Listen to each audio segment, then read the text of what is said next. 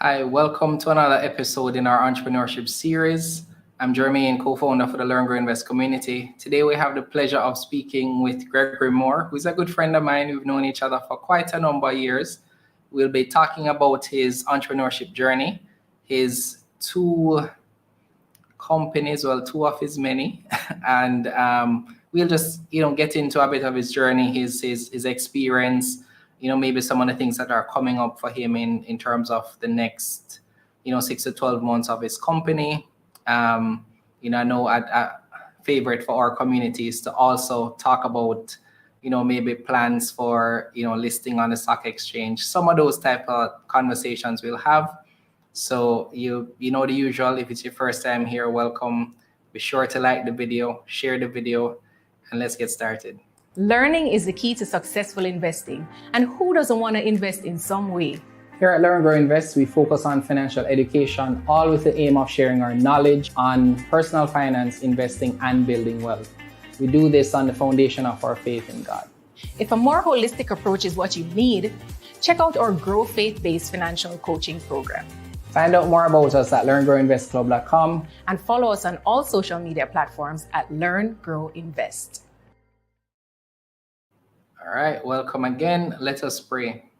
Thank you, Lord, for this day. Thank you for the opportunity to meet as a community, to fellowship, to learn from each other. I pray, Lord, that for everyone who watches this, they will learn something, take something away from it that they'll be able to apply to their personal lives, their business, or their investing. We thank you in Jesus' name. Amen. All right, everyone, welcome. It's good to be here again. There are some announcements that I have, so I'll ask you to stick around until the end of the video to hear those announcements. But for now, let me welcome our very good friend and guest, Gregory. How are you doing, Gregory? I'm good. How are you doing, Jermaine? I am good. I thank you for accepting my invite. Gregory will tell you that I've been knocking for a long time, wanting to do an interview. So I'm grateful that he has the time and the willingness to be here with us. Yeah, I mean, yeah, I know it's been some time, and I always said I need to answer the call one day. So I was like, all right, One day, and what I try to do is be consistent. And yes. I know that there's a lot going on, and running a business is not easy. So I completely understand. So what we usually do is ask our CEOs to go into a little bit of their history. So we'll start there. So, tell us about the path that kind of brought you to where you are now. So, maybe start with your first company, what that was like, and the journey that kind of led you to where you are here now. All right, sure. So name is Gregory Moore, and I I would say I probably was an avid game player, video games. I like to tell people that I was born with a controller in my hand. From the early days of school, just into video games, spent a lot of time playing games with my friends. And at the age of 20, I started my first business called Straight Games, with the help from some family members who invested in the idea. And Yeah. we opened up in Orchid Village in 2006. And, we were probably the first company to really bring video game trading to Jamaica. And Yes. we offered that exchange service where you could bring a previously played game. We don't like to say used. We used to say, in the company, we're like, okay, they're pre-owned games, not used, right? So, Yeah, so Jamaicans don't like the word used, so yeah, pre-owned stuff. so pre-owned, right? So pre-owned games, systems, accessories. And I want to tell you, we started off with just a handful of titles between my personal collection and some that we purchased at a GameStop and brought down. And within our first week of doing business, the store shelves were packed because persons just had so many games in their Yep. collection.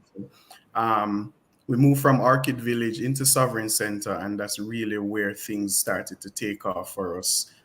Seeing some numbers that we weren't used to, and having the ability to just pump that back into the company. And we were in Sovereign for quite some time, probably about Yeah. 5-6 years.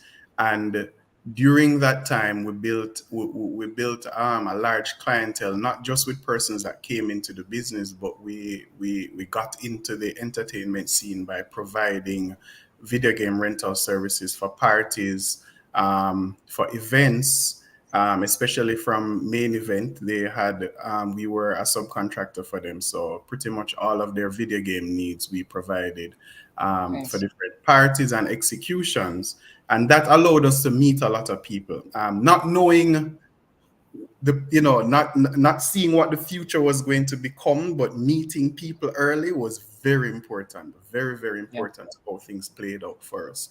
um, the thing about retail, which does affect a lot of businesses both local and overseas, is that once e-commerce started to gain steam and traction, we saw that in our bottom line. Persons would have preferred to purchase their games digitally, and this is moving towards the end of the business, and Yeah. that really took a toll on us. And but the thing, we saw it, we expected it to happen, and we started to eye virtual reality. During that time, though, we were playing around with simulations because we love driving games. So we started building our own simulators, right? So persons who are familiar with straight games would have seen the simulators in the store. Um, and we said, okay, we're going to bring virtual reality. But that was really just exploring the concept of VR. This was in 2015, very early. And as soon as we got the VR headset in Jamaica, the experience just changed my life completely. And I was like, okay, we need to build something around virtual reality. And the timing was good, simply because as e-commerce started to compete against what we were doing, the concept of VR and simulation started to take hold. We got a lot Yeah. of events, and then eventually we're like, okay, we need to multiply this thing, and that's how we started our virtual reality center called VRX. So VRX is where the journey just became amazing. We couldn't get a space in Kingston, so we had to go to Portmore with VRX. Yes, I And remember. Yeah. yeah, yeah, man. We went to Portmore with VRX, and we started off with one VR headset and one driving simulator, the motion simulator that we built. And through social media, the power of social media, we started to videotape the action that was going on, and then it just kind of went viral, like super viral, the videos that we were producing. So we had about we when we finished, we had about 100 million views, and they're still climbing in, but we have about 100 million views on social media right now. And that is what really helped to build the brand Virtual Reality Jamaica. Everybody Yeah. knows about the red wall. Everybody saw all the excitement that was going on. Companies started to call us, hey, can you bring this to us? Can you do this? Can you do that? So, using all of that, coupling with social media, that is where virtual reality really took off in the space. So, fast forwarding that to that, we had the center was doing well. We had multiple events going on, and then COVID. COVID came. But before we get into COVID, I was gonna ask you. I was gonna ask you about the impact of COVID a little later. yeah.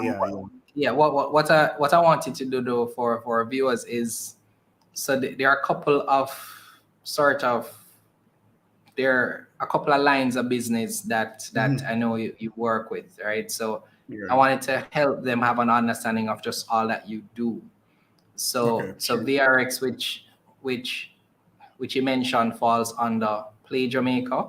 Right. Play So I Jamaica. Right. wanted you to just kind of explain the different businesses that you currently work on, All right. and so just to help everybody have an understanding of just everything that you do. All right, yeah, man, certainly. So the things that we do right now, so Play Jamaica Limited would be our parent company, and Virtual Reality Jamaica is a subsidiary on the Play Jamaica Limited. So we also do simulations. So we provide simulation and training services for clients. So we build driving simulators, truck simulators, motorcycle simulators, and those are generally placed in training facilities with heart. They're placed in schools and also in some government agencies. The government has a vision to have persons do simulation for their driving Yeah. driver tests, right? Some So, persons should not go on the road until they go in a until simulator. they go in the sim. So they're kind of doing like how the airline industry does it. But a big part of what we did, which is what was established during the days of straight games, was esports. So we used to do a lot of tournaments back in the day, and we're just talking a while ago about some of the ventures into gaming. But as a supplier of video games back in the day, we used to sponsor tournaments a lot. So we provide the games, the systems, etc., for persons to host tournaments, and we also hosted our own tournaments and teamed up with a couple And persons. this is all under the Play Jamaica brand currently. Everything that you're At saying at now. that time, it was straight games. At that time, it was straight games. So we did the esports under straight games, and meeting more persons in the community that did tournaments. We kind of formed a little group, and that group was Clan Pro Circuit. Clan Pro Circuit really was an entity that provided esports tournaments for about 3 years. We did tournaments. Our main year, we had about 8 tournaments that year, one almost every month. And then we had a huge one at the end of the year. I think this was 2015, I believe. And that year that we did those esports events, we saw a huge number of participation as well as spectators, and that encouraged us to that actually provided us with some reassurance that esports could be developed in Jamaica. And we took a break from Clan Pro Circuit for maybe a year or two, and then that is when we decided that in order to take esports from just doing tournaments, but then there is no, what you would say, the players themselves, apart from getting the prize money or whatever it is that we were offering, there was no upward mobility. There's nothing else to Yeah. transition into, Player and we're like, development or right, exactly. expanding from yeah. And that is when we said, okay, we need to form an association of sorts, similar to like what other sporting industries have. So like you have the JFF for football, you have the J3S for track Yes. and field, etc., etc. So that is why we formed the Jamaica Esports Initiative, and we approached the Olympic Association for their support, reluctantly, simply because there's a general negative look. Persons tend to see video games as a waste of time, or they have a negative outlook on video games, especially parents. The whole brain rotting. I mean, I went through that with my parents as well. Video games will rot the brain, all that kind of thing. And when the Olympic Association accepted us with open arms, we were like, okay, there's definitely something to this. Yeah. We joined we joined the international federations first. So we contacted them, made a call to South Korea, to the International Esports Federation, and a couple of emails later, we had our membership to that federation. So the Olympic Association embraced us, believed in our vision, and has supported us for that vision. And we've done so many things. It started in 2018. So I was gonna say, so the Jamaica Esports Initiative is not necessarily is it a for-profit company, or is it just an alliance? Right, so it's a not-for-profit. So it would be categorized as a not-for-profit. So it's still a private entity, but the aim is to utilize the funds for the development of esports in Jamaica. That in itself, that's a whole different journey. But started off getting the good reception from the Olympic Association, from our international federations, but we needed to pull off something to kind of make ourselves be known. And that is when we started planning to go to EVA in Las Vegas.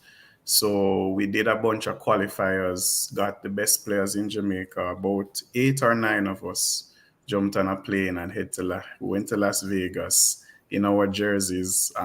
We call the team the Dr. Birds, right? That's the national team. And we were celebrities in Las Vegas. Everybody wanted to meet the Jamaicans that were there because we're decked out in our uniform, and we're performing well. At the end of that, we were ranked within the top 10 percentile, and in some cases even higher. So we'd enter a game with like 3,000 players in there, and then we'd finish off in the 200, top 200, top 100. Nice. So even though these guys are homegrown, trained at home or in a game shop or what have you, no formal training, no coaching, what have you, they're able to outperform a lot of players, including persons that were internationally Game recognized. shops are good training, It is good training for you, Game shops are definitely good for your training. peers. You know what I mean? So definitely not downplaying going to the game shop. We know the game shop life, man. I But spent many of evenings after school in a game shop on Reddit Road. I won't call the name. I'm sure if you're from that time, you would know the name. But right, yeah, I right. mean, I think a lot of times games are misunderstood because I've seen stories about how much they help development, how much they help, children think and problem solve well. Yeah, So I think problem games solved. are misunderstood in terms of the impact and it being seen as a waste of time. I think, well, thankfully, in some circles, it's getting less and less to be the Yeah, case. But yeah. still, generally, I mean, depending on the audience, they may actually look down on you if you say that you're a gamer or you have a gaming company or anything like that. So how have you seen that kind of transition over the years? All right. So when we just started with not with the JEI, but just straight games. Yeah. The parents, the parents they saw it as a waste of time. Yeah. Parents would come to me and complain about me forcing them to have to come and buy games for why you have me here buying this for my son and him wasting him time and what have you. So we got a lot of flack for that, even though they still bought. You know what I mean? It's kind of like with my mom, she used to complain all the time, but then Christmas comes, it's a new game She's system, buying right? it. Yeah. So Yeah. they buy it just because of how much interest these youngsters had in there. But as we converted to the JEI, and we ourselves started to understand, because the education goes both ways. Where I was focused so much on making profit from selling the games, the JEI forced us to look at the development side, because one, you're not going Yes. to get sponsors unless you have a plan of how this thing is going to be developed. You're not going to get the support from the other federations, from any international organization, unless you plan to develop the sport that you're The trying to build. industry. Yeah. Right. So education played an important role in that. So we got ourselves educated a little bit more about the industry and what's happening in other areas in the world. And as we started to employ those tactics within what we did within the JEI, the tone started to change, right? Especially when these youngsters would win, or they will get exposure, or they would get an interview on the radio, or they will get featured on the sports news or what There have you you go. for what they're doing. Parents started to recognize, okay, there's something about this. And as you said, it is proven that video games help with problem solving and cognitive skills. You have persons performing surgery right now that attribute their skills to being avid gamers. So we know that is a part of it. But the esports industry on a whole feeds into so much other industries. And some of the work that we've done from the development side of things, and the exposure that we've given to these youngsters, especially just traveling overseas. We had a team that went to the Commonwealth Games in the summer. It was four players. Our Rocket League team went to the Commonwealth Games and they enjoyed themselves in the UK. And within 2 weeks, we're heading out to Indonesia. And then as we come back from Indonesia, we literally jump on a plane to go to Istanbul, and all of that is to happen before the year is over.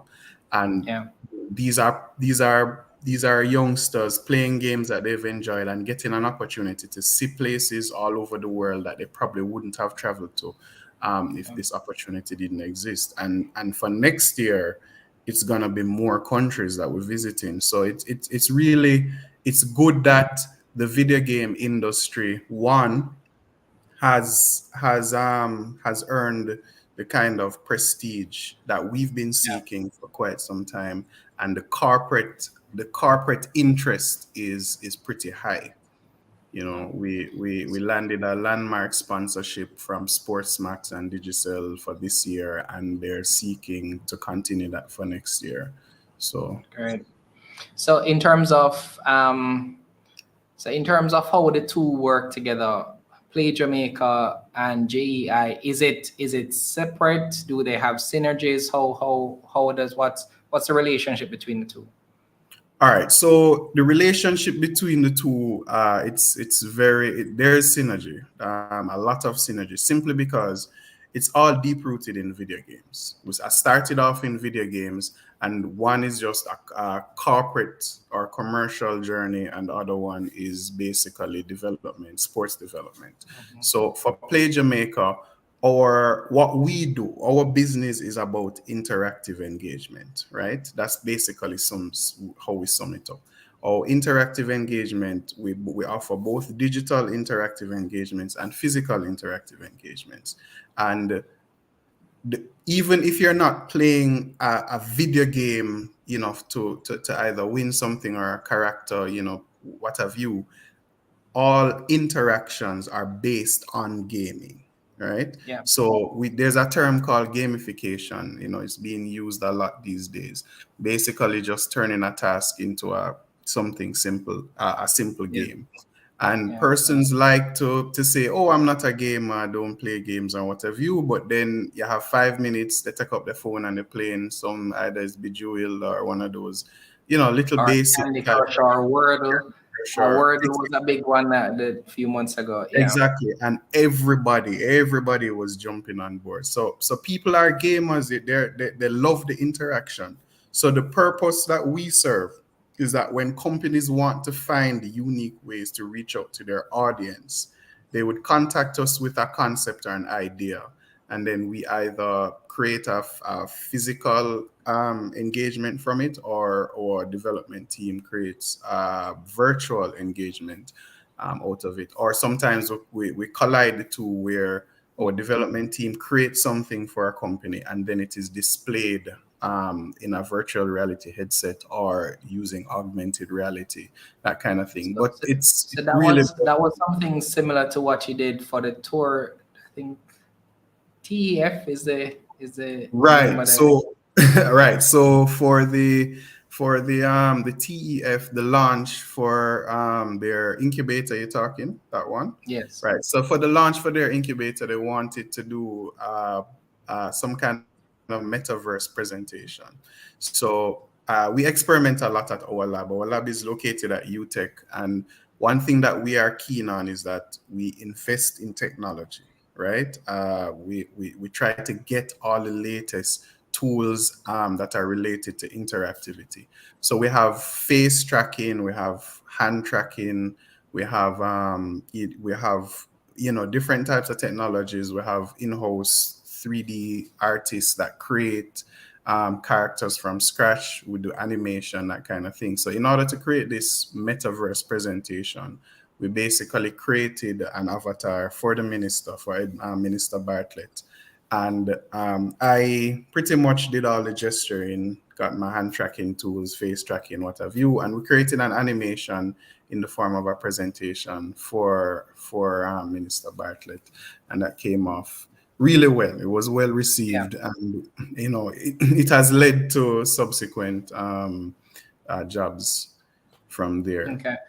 So in terms of, so you said there are synergies there because it's rooted in gaming.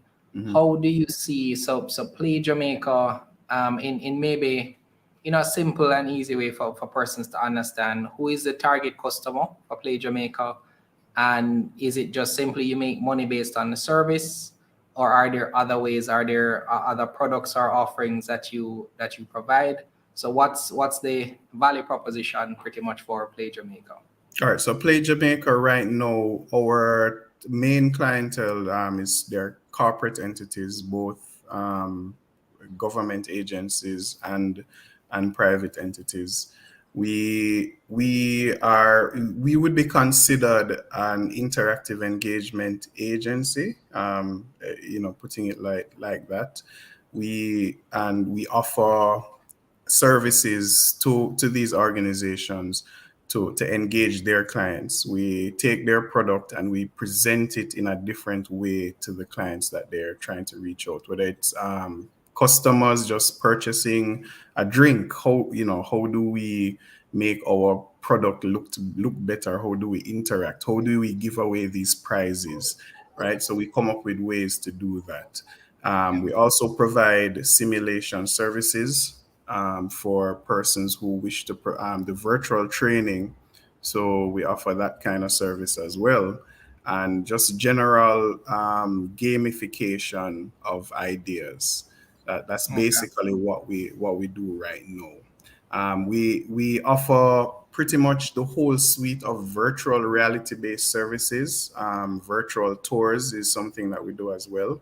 So a lot of companies, hotels, corporations, they want to provide virtual tour services to their customers. And we will come, we'll 3D scan or capture the space that you have, and then we'll present that as a virtual tour. So anything to do with interactive engagement, that's where we come in. Okay. So you see, based on, so we mentioned the work that you did with the TEF, but what are some of your notable projects? So maybe the top 3 or 4 notable projects that you've done through All Play right. Jamaica.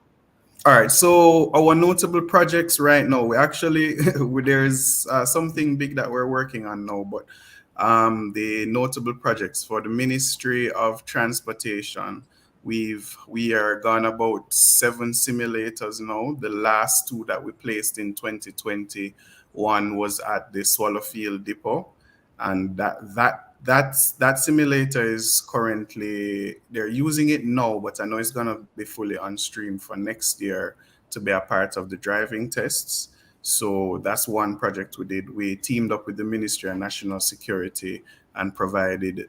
They wanted to combat the motorcycle problem that they have. A lot of accidents in Westmoreland, so we placed 2 motorcycle simulators, and we also partnered with Grinnell's Driving School to provide a full virtual motorcycle training program in VR headsets. So there are 10 VR headsets in Westmoreland now with a virtual training program for motorcycles.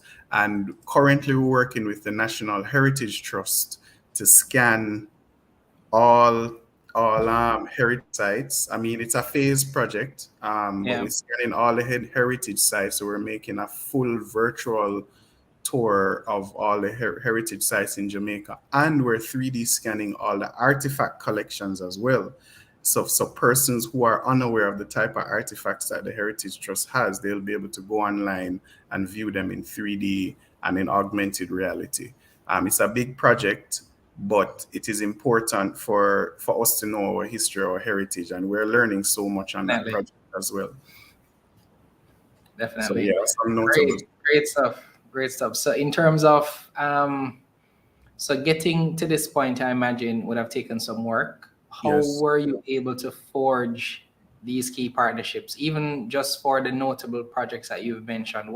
I mean, without sharing your secret sauce, of course, what would you say Well, is that has led to that, it's those key it's partnerships? it's yeah, it's two things I would probably zone in on. One, it's just hard work, just putting in work constantly. I mean, there's times where you just work in 7 days. You pretty much work in 7 days a week, and the fruits of your labor, people have to see. And it's not just a Jamaican thing, but Jamaicans were big on this. They generally buy into concepts that have already been created. So we strive to always do R&D and proof of concepts and then present it. With the viral Yeah. effect that we've had, persons contacted us to find out if we can do this, and we just never said no, right? But relationships, so one thing is just hard work, and putting your name out there through the hard work that you've done. But relationships are very important. People who you know, your network, try to network as often as possible. Meet people, and don't be afraid to so we would just have our headsets in hand and attend a function and just offer people a chance to try virtual reality. So try to meet new people all the time, especially persons that you feel will help to elevate you or to expose the product that you have, such as coming on interviews such as this, and just putting in the work. Just put in the work. So what does the next 6 to 12 months look like, right? So we spoke about this before. So usually for us, we are an investment channel, right? So one of the popular questions that our community will have for our guests is, is there a path to listing on a stock exchange? Is there a goal to list? So what have you thought about that? What are your thoughts on it? And where are you right now in terms of where you think you'd need to be if you were to list? Right. Okay. All right. So we have toyed around with the idea. We play around it, and because it is of something that is of interest to us, we're currently structuring our company to be able to to go down that road in the near future. So what we're doing now is we're just working on positioning key persons in certain roles, certain leadership roles within the organization, simply because we do so much different categories of interaction. So we're trying to have create team leaders for each department, and also focus on leadership. So putting together my board, talking to other partners to help us in terms of getting a proper or proper social media footprint out there. So we're fixing up those kind of things, fixing up our website. Also, just we're talking to a lot of entities in the background in terms of teaming up with them to provide us with services as well. So we're basically structuring the organization to prepare for possibly listing, but we haven't, it's not like we're saying, okay, we're definitely going to go down that road, but we're just preparing ourselves to do that. Okay. So so let's say that you have a big project now, how would you finance that project? All right. So currently, how projects are financed, depending on the entity that we work with. So if it is a private entity, we generally take deposits before the projects are started, and it depend on what our cash flow looks like. We will if it's not too top heavy as a project, we will start the project and present at least the first demo of it or the first presentation, and from there the client will provide the financing for the rest. Public sector, are, I guess, is not the same. I didn't hear what you said. I said that public sector, I guess, is not the same. It's not necessarily the same with the public sector, depending on the agency dealing with. Some have the ability to pay up front. Sometimes we stand the cost up front, and and just get it done. You have to push through, and it's good to always keep the cash flow up. And that's what we try to do all the time. It's very good that virtual reality still has some fire behind it. So we're getting a lot of requests to go to like expos and events and that kind of thing. So that keeps the flame going. But we're currently working on 2 internal products that are subscriber-based products. And that is what we feel would be the catalyst towards going to IPO. So when those I think those we'll have something very powerful that we're working on right now. We believe it will be a game changer for some services in Jamaica, and we just have to get that done first. Nice. So what do you see, what does Play Jamaica look like in the next 3 to 5 years? So In so so we know that possibly listing is one off, but Mhm, mhm, mhm. In big the picture, next three to what does the five company look like? years, we want to really become a think tank for emerging technologies, and and having a lab, a proper lab set up for that. So even though we invest a lot in technologies, there's a lot more that we should be investing in as a nation on a whole, right? But because of the fact that we fortunately chose virtual reality and augmented reality, I'm sure everybody's familiar with this whole metaverse talk and what have you, what's going on. We know that the world is going there. It may not be exactly what's being presented now, but the world is Yeah, going towards augmented digital. Yeah. experiences. And being a company that is focused on experiences and providing the interactive solutions, we know that we have a future, and there's so much ways in which we can tackle it. We're just trying to zone in on what we believe will be what's best suited for Jamaica. But there's so many ways in which virtual reality and augmented reality can be applied, and hopefully with what we're planning to do over the next few months, it will also lead into automation. So Jamaica will, I mean, automation goes hand in hand with all of these technologies, but we don't have a base to create automation from. And we're hoping that the service that we are bringing to market now, that in-house service, will also be the baseline for several automation based, including things Nice. like food delivery, transportation, a lot of stuff, right? So I Yeah. can't get too deep into it, but automation is our goal, using AI and using augmented reality in the next couple of months. Oh, what about Caribbean or maybe global expansion? What are your views on that? From a regional perspective, both esports and the interactive technologies, we have a keen eye in the region. We've already been approached by entities throughout the region, from DOMREP, Trinidad and Tobago, and a few other countries that want our service. I've done some consulting in the past, but I realized that the technology is still a little clunky. So yeah, we are pretty much integral in some of the conversations that are taking place. We want to, especially the virtual tour and the tourism market, we believe we can have a foothold in the region where that is concerned. And once we start this project as well, the aim is to take it regionally. Once we get the demo done in Jamaica correctly, we feel like we can take it regionally. Nice, nice. So I'm gonna ask you just two more questions. They're more on the entrepreneurship side, and then we have a couple of questions from our community members here. Right. So I'll ask you, and it's a very personal question. What is the hardest part about entrepreneurship?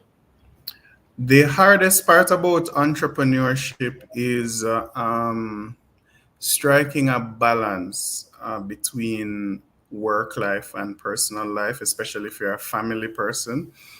Me having two children and a wife, it sometimes you cannot avoid taking work home. As an entrepreneur, you have to take work home, especially depending on where you are in that cycle. And it Yeah, is important, we hear it all the time. Oh, you need to, sometimes you have to take a break, you have to do this, but we know that finding time to even breathe is difficult. So literally telling yourself to stop, let me go and sleep, let me go and rest, yeah, is that in itself you have to plan. You know what I mean? And yeah. especially when you Yeah, I have do. deadlines to meet, it is so striking the balance is there, and it's something that I'm still trying to get done. But give thanks If for you family and if you figure it out, let me know. Because literally before this interview, I had to go and drop off my son Yeah, to yeah. my mom's house, because after this interview we have a couple of more interviews tonight. Right, right. Yeah, And so it's like, how do you, there are days when I feel like I'm not spending enough time with family.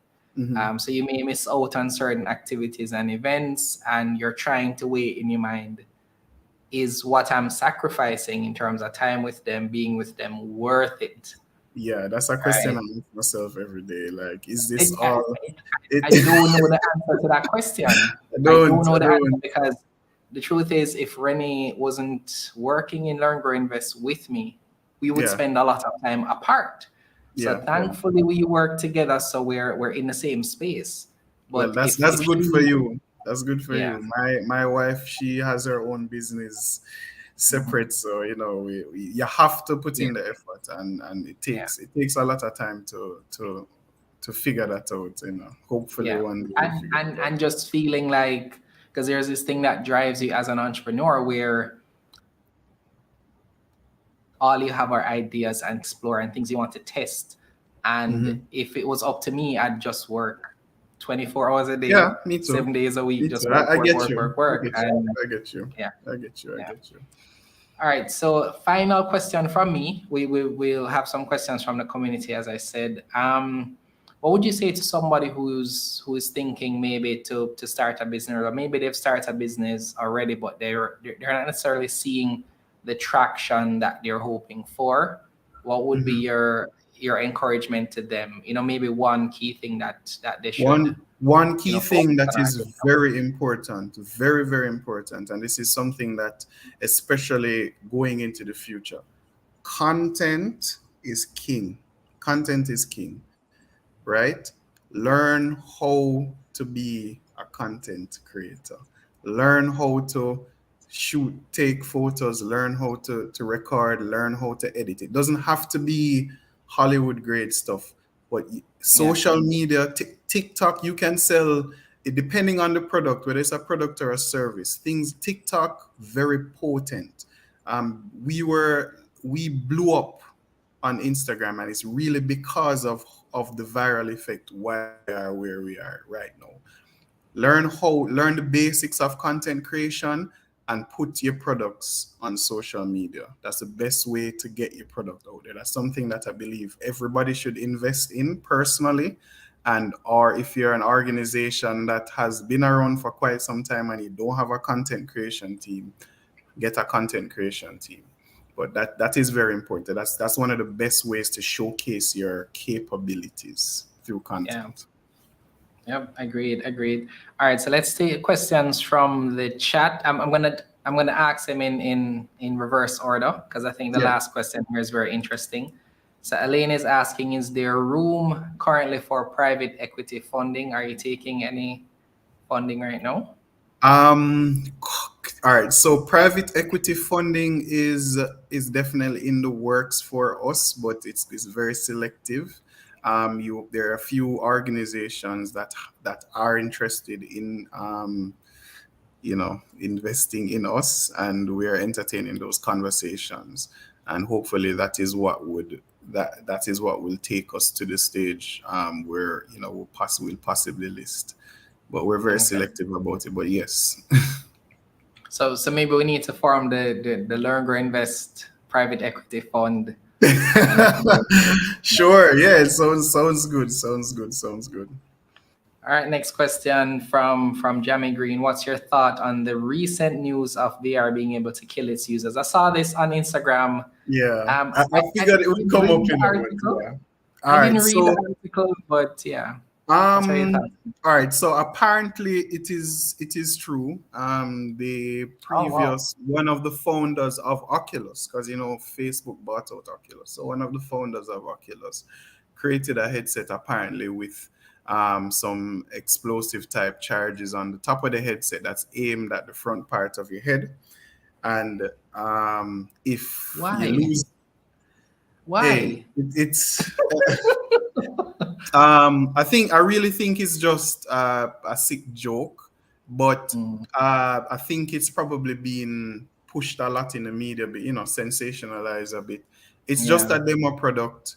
Um, probably most likely created out of idleness, probably using some spare parts around the place just to be idle, just a self-destruct mode type thing. Not to be taken seriously because it won't be hey, like I tell people, technology is neither negative or positive. It's just really How what it's people do used. with it. So stay away from it. You know what I mean? If it's something that becomes a commercial product, chances are it will not be released into the general public domain. Exactly, It may be exactly. used for some other crazy experiments, but chances Yeah, of something like this getting out in the product or in the public is next to zero. So yeah. I wouldn't stress about it at all. It appeared to me, the first thing I thought when I saw it is one of those games, like one of those shows like either Saw or something to Yeah, that yeah, nature yeah. where, if you do this or you die kind of thing. It's not It's a sick practical for joke, real right? world and normal application. Yeah, because Yeah, nobody would willingly play a game that exactly. If would you do risk that, them. then something is wrong. But no. Yeah. So Aline is asking about expansion, but we answered that Yeah, already. runs So up that Aline, one. let Yeah. us know if you have any additional question. Aline is also saying We he sees. Sorry, go ahead. we one thing that I would have mentioned is that VR use in the education space is something that we are working on as well, but a different way for where how education will be presented. So that's something that both esports and virtual reality will be coming together to do. Yeah. Working with a pretty large organization who wants to fund the project. I think the pilot is 25 schools, I think over 20,000 students. So that's something you can look out to hear more about. And that itself is a major undertaking that will probably require a separate department to handle that on a whole. But Yeah. that's one way in which esports and VR are coming together. Yeah, so Aline was saying he's seeing the vision as you're telling the story. So he's saying that this can explode into something big. I definitely share his sentiments here, where there are a lot of opportunities. And having known you for all this time, Gregory, I've seen just the stages which you've gone through, and I'm very, happy to see you are able to, adapt, right? Because Right, there are a lot of things that have come up, and you've been able to overcome every hurdle. So right, very, right. very, Thank you. happy. Appreciate that. Hmm. Man. So is there affinity for your product in Jamaica? Do you see growth potential? I think you were speaking, just about the whole, take up of the services, but I think you've commented on that. Yeah, right, yeah. Yeah, I think those areas that you mentioned, education, working with the different entities for either, driving simulation or the virtual tours, and I'm sure there are other, experiences in general that you can, Right. see opportunities there And as well. VR, virtual reality, I strongly believe that augmented reality will take precedence over VR simply because persons don't necessarily want to be completely shut out of their environment when you put on a VR headset. Yes, Augmented yes, reality now allows you to see both the real world and computer generated imagery augmented on top of that. So I think that is really where the future is going. And also the cost to acquire a VR headset is still a little bit expensive. And augmented reality is something that is built into your cell phones. So, we're definitely keen on what's going to be produced with AR currently. And as persons probably would have seen the new headset from Meta, the Pro, where they have high high resolution cameras on the outside. So they're pass through mode where when you have on the headset, you're still seeing outside is yeah. actually pretty amazing, and waiting on a demo unit from Facebook right now. Can't wait for that to come. So we can start experimenting with it. Nice. But yeah. Yep. All right. So thank you very much. So can you share with persons how they can get in touch with you? So first, the Jamaica Jamaica esports esports. initiatives, if you're interested in joining, how do you become a part of it? And for potential clients or customers wanting to contact you through Play Jamaica, how can they go about doing that? All right, sure. So Jamaica Esports Initiative, a simple Google search, or you can just go to our website, jamaicaesports.org. Very active on Instagram at Jamaica Esports Initiative. You'll see everything that we're doing. You can wish the team, give the team your best wishes because we're going to be traveling far in very cold temperatures.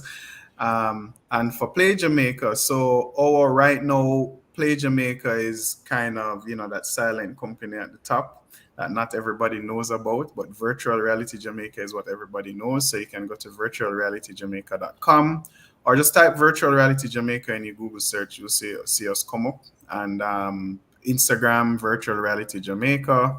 Anywhere you type it will come up, and you'll see some of the work we've done. You'll see some of our funny videos, as well as you'll be able to send me a message, send the team a message, and we'll get in touch with you about what you want to do in virtual reality. Nice. Thank you so much, Gregory. I'm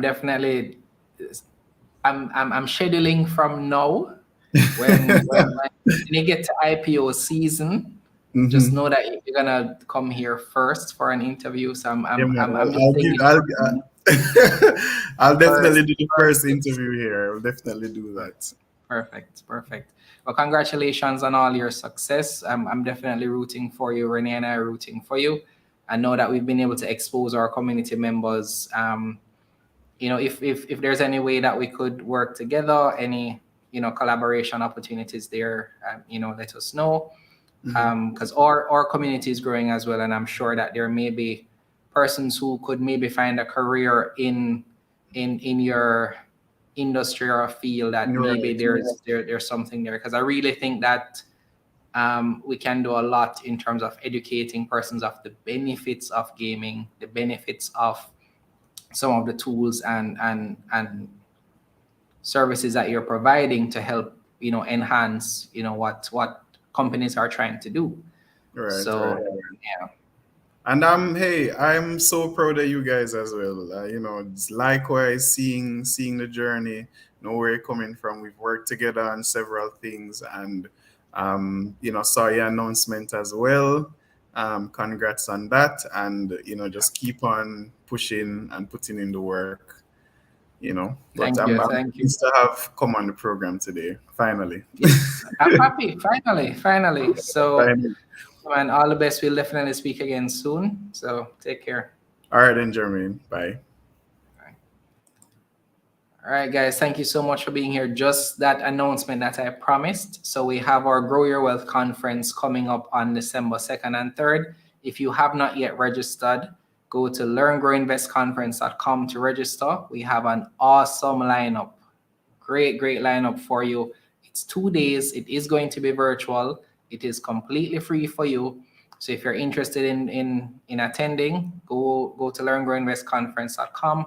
Register now. If you're interested in sponsoring, we're actually still welcoming sponsors. So if you're interested in sponsoring, my email is in the description of the video. Just send us an email and we'll send you our sponsorship proposal, and then we can iron out the details from there. So thank you everyone for watching. We do have some interviews coming up next week, so stay tuned for those. And for everything else, be sure to join our community groups on LinkedIn, Facebook, and Telegram. And I'll see you, of course, in the very next video.